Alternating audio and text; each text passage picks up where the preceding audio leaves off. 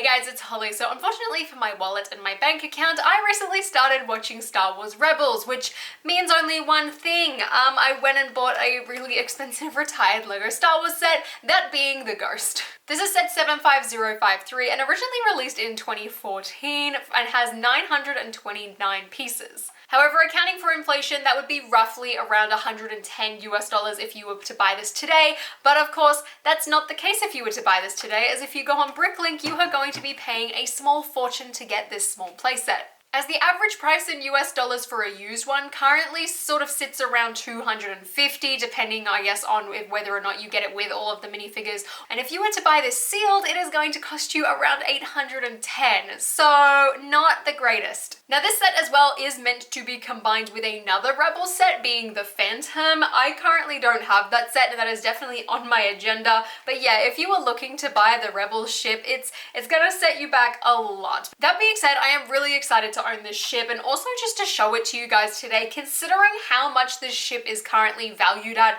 on the aftermarket. I thought it would be really interesting to sort of take a look at it and sort of have that lurking in the back of my mind the whole time of how much I did spend on this.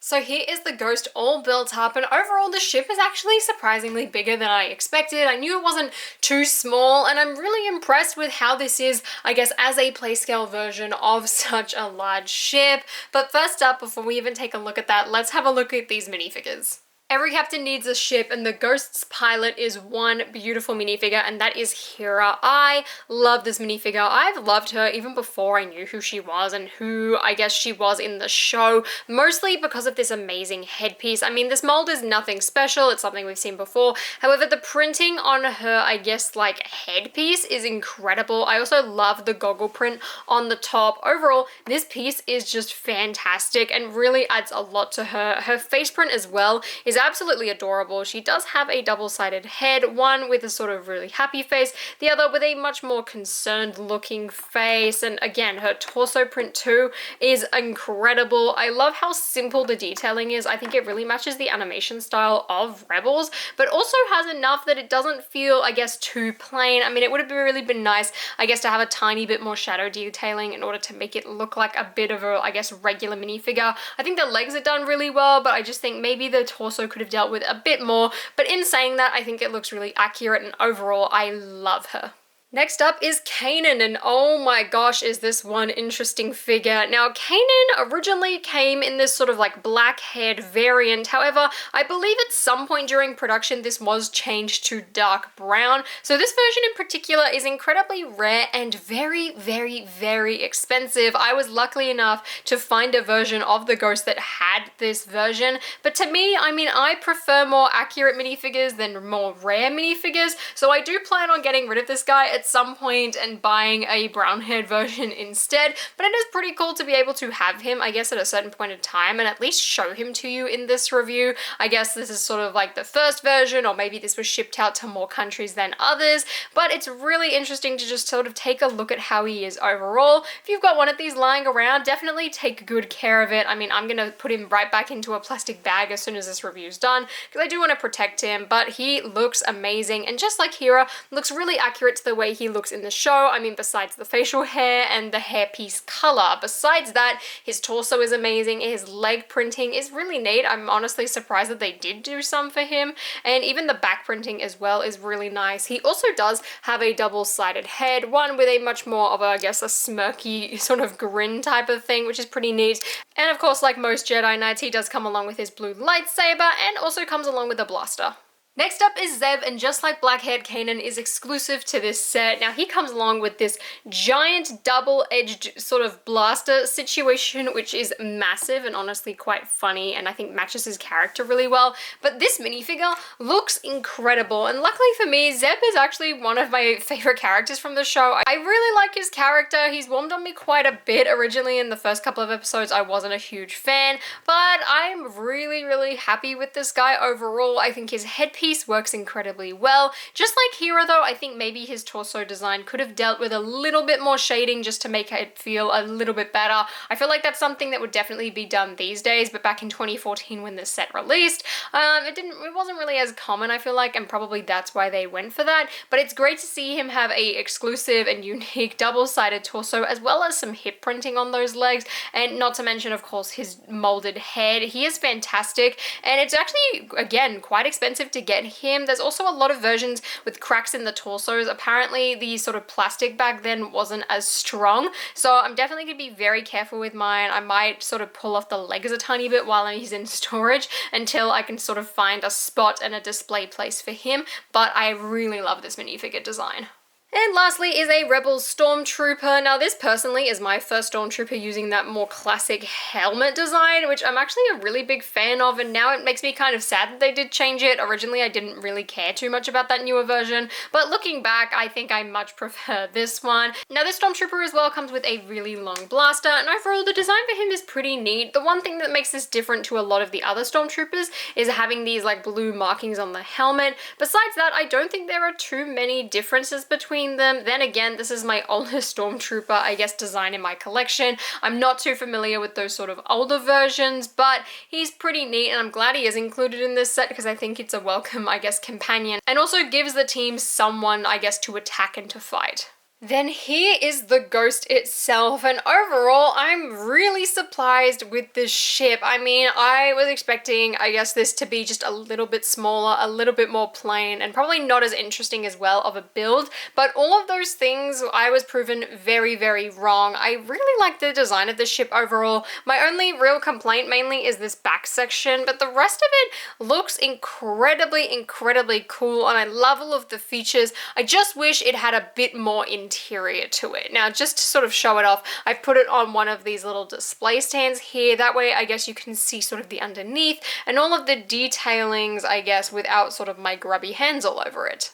Even the underneath of this ship feels very complete. I mean, there's a couple of turrets and blasters, which are really cool, with a limited range of motion. They're pretty micro builds, but overall look really cool. You've also got 2 flick fire missiles, one on either side, and overall it's built up pretty strongly, and considering there is quite a bit of Technic, you can't really see much. There's also some stickered panels on either side, which I thought was really neat, and still sort of contains that really slick and angular design for the most part from the front. The back isn't quite as interesting. I feel like it's just sort of like one big block of like bricks at the back. There's really not a lot built onto it, or not a lot of extra detail, but the front on the other hand does feel very complete. There's also this little notch here, which I will show you what that does later, but overall, I mean, it's a pretty basic bottom of the ship, but I thought I would show it off considering just how much, I guess, like detailing and care was put into at least this front half in particular. The Ghost overall is a pretty interesting shape when it comes to, I guess, Star Wars ships. Unlike a lot of them, it's not quite as angular, it's very round, and honestly looks similar to the Millennium Falcon in some ways, that being, it's sort of like a giant frisbee, but instead of grey, this time it is white, and actually has quite a bit of colour to it, which is very refreshing to see, especially, I guess, in a LEGO Star Wars set, given a lot of the ships we get are all grey.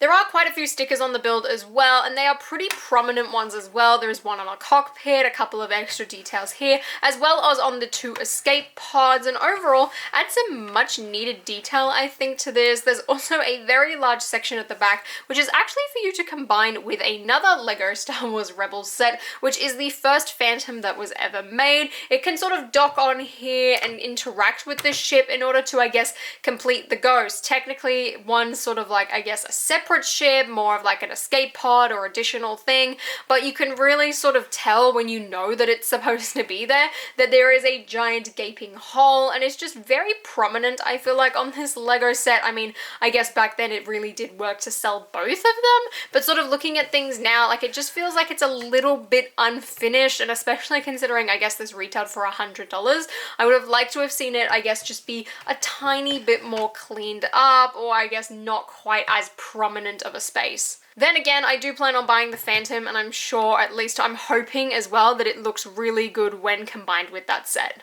The back of the ship as well has some pretty prominent sort of turrets and boosters, and overall, I really like the design. It's very simple in my mind, but I love how you've got the 2 giant ones plus the 2 smaller ones. It's just very clean and very easy to do overall. The sides of the ship as well are very, very angular. All of these pieces are sort of built on with the various hinge joints and things like that, all to create this very, I guess, smooth and triangular shaped ship. And overall, I think it worked incredibly well. These escape pods as well, you can sort of pull out and detach. They're connected via some Technic pieces, which overall, I mean, to install them at first was a little bit difficult, but once I sort of figured out how they slotted in there, it was fine, it was easy. The front of the ship as well as just, I guess, the entire design as a whole does also feel very clean, and I think for 2014, for a ship, I guess, of this shape and this angle, there aren't overall that many gaps, and the whole thing just looks really, really well done, which is really impressive considering, I guess, the year it was made. There's even some little storage sections on the front if you fold up these two flaps here, which I really like. One sort of got an extra missile to house that sort of spare one if you sort of lose the other ones at the bottom, and then the other side actually works to store Kanan's weapons. You can put the lightsaber through here, as well as attach his blaster to the front, which I thought was really neat and very considerate because I definitely don't like having minifigures weapons in their hands when I'm storing them sort of in the cockpits and on the inside of ships. So as for the interior, that's my only, I think, issue with this set is that it is very, very, very minimal. I mean, it makes sense just because of, I guess, how this ship is built, but it's really unfortunate, I think, at the end of the day, just considering, I guess, the size of this set, but also just how much space there actually is in the set, in the show. So firstly, I just want to stick little Kanan's weapons in here and just store them for the time being, and then I want to show you what the cockpit is actually like. So once you've stored his weapons in there, basically you turn over to the cockpit and you can open up these two little bubbles here, and then you can see that there are two seats available for two different passengers. Now, considering, I guess, the Rebels crew consists of 5 people, I don't think you'd really be able to fit the entire crew in here. However, you can fit all 3 of the members that are included in the set, which I do actually really appreciate. So starting off is where I'm going to put Hera, and you can see that her seat is very, very minimal. There's really not a lot to it, and there's really not a lot of space. It looks quite difficult to get these figures in and out of here.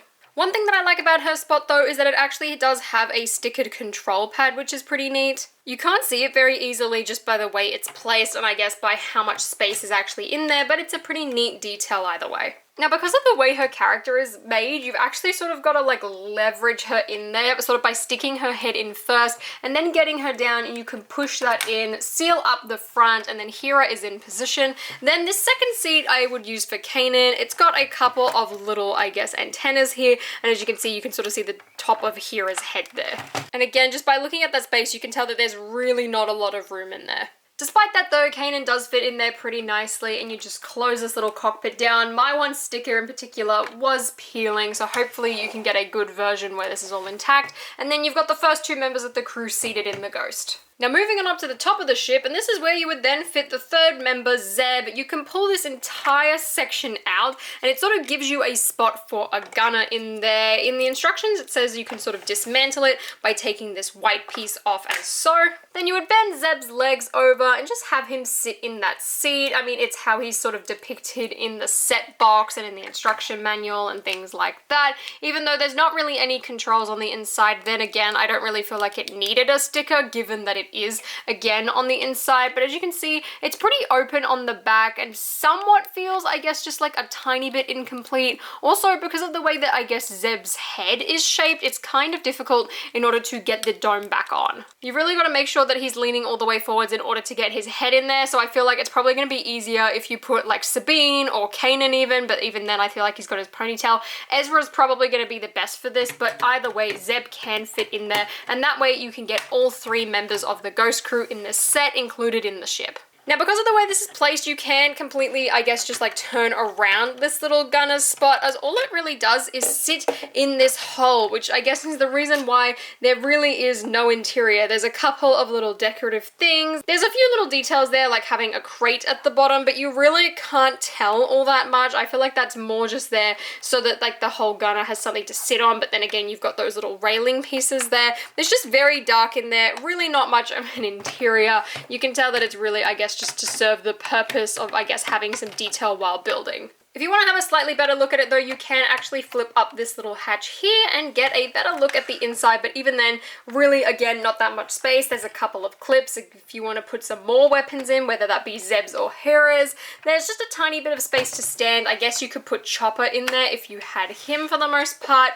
I reckon you could probably fit all of the crew members in this ship, you just might not be able to see them all. Now, as for this back section where the Phantom goes, there are a couple of little doors, which I guess are just supposed to be like a small version of where people would enter and exit through in order to actually board this ship. There's also a stud connection here and a couple little bits of sticker printing, which is pretty nice, to add some extra detail. This small hatch as well can lift up and open, and I'm pretty sure that's just how you sort of dock the Phantom in there to make sure that it works properly. Now, lastly on the ship are these escape turrets. There is one on each side, and they are built identically, and they are all connected via this Technic pin at the back there, and just sort of sit on the top and attach. Now, both, again, are detailed with the same sticker piece, and it's just a little escape pod where you can stick a character in there, which I guess is where you would put Ezra and Sabine then, in order to finish the crew in there. There's a printed tile as well on the top, which is really nice. There aren't too many printed pieces in this set. It's literally these little tiles, as well as this front dome piece here. So that's really it.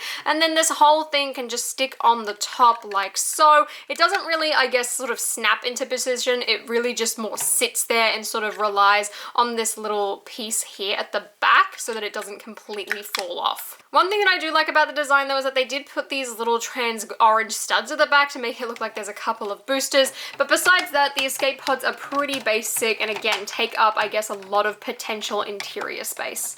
That being said, I think they look really good on the exterior of the ship, and at least it gives you somewhere to store the rest of the members of the Ghost crew. Besides that, there's really not that much else to this ship. I mean, majority of it is just really, I guess, just exterior appeal. I feel like as a playset, it's not really too interactive. Like, there are a couple of things, I guess, sort of like having this turret at the bottom. It's pretty sturdy as well, besides maybe accidentally firing off some flick fire missiles. I feel like you've got a really solid ship here. I can potentially, though, see some of these panels sort of popping off. Like, they are a little bit fragile, so as long as you sort of grab it from the middle, you should be okay in terms of using this for play. But I definitely think a set like this, having, I guess, a minimal interior and only just the amount of space, I guess, to fill in every single minifigure, you'd probably better off buying this, I guess, as a display piece, and I feel like most people now are, considering the price of this thing. But I do like the fact that they considered the weapons. I feel like that's not really a typical thing with many Star Wars ships that I've built and experienced. This set definitely wins, I think, in that regard. Overall, I really like this ship, and I'm honestly glad I did, considering how much money I spent on this on the aftermarket. If you picked this up, I feel like at the time, like, this would have been an absolute steal, especially these days. I mean, I was lucky enough to find a version with that blackhead Kanan, which I think just really adds to this value even more. Personally, like I said, I would have preferred a more accurate minifigure, so I'm glad that they did switch up the hair, and luckily for me as well, that minifigure is a lot cheaper than this one is. But overall, the ship's design works really well. It does look a little bit dodgy without the Phantom, so I'm interested to see how that works when I finally get that set and I'm able to pair them up together. But overall, I mean, I would love to see this ship get a remake in the future. I personally don't see it happening anytime soon unless this ship shows up in Ahsoka, but even then, I doubt it would look the same way it does here. For a playset ship, like, this is fantastic. I mean, currently it's the only version of the Ghost we've gotten besides the Microfighters version, and I'm a really big fan of how this turned out. I mean, if you are looking into getting this set like I was, or I'm a big fan of Rebels or something like that, I would definitely probably look into this sooner rather than later, purely because of, like, the fact that some of these characters are going to be appearing in the upcoming live-action Ahsoka show, so I'd probably sort of start thinking about it, maybe start looking for deals and things like that. However, at the end of the day, this is one of those Star Wars sets that is just insanely priced, and, you know, it might not even be worth sort of looking at it. It might be worth just waiting to see if and when it happens. I mean, honestly, the Microfighter version is pretty cute if you just want a version of a Ghost, but it's unfortunate that it is priced the way it is. I mean, you could probably part this out pretty easily if you're willing to sacrifice that sticker detailing for the most part, but overall, I'm really happy with my purchase, and I think the set is fantastic overall. It is just such a shame at how this set, I guess, turned out to be on the aftermarket. But let me know what you guys think in the comments down below. Have you got this set? Do you plan on buying it? And if you enjoyed this video, please give me a thumbs up and consider subscribing to my channel down below. And until next time guys, I'll see you later.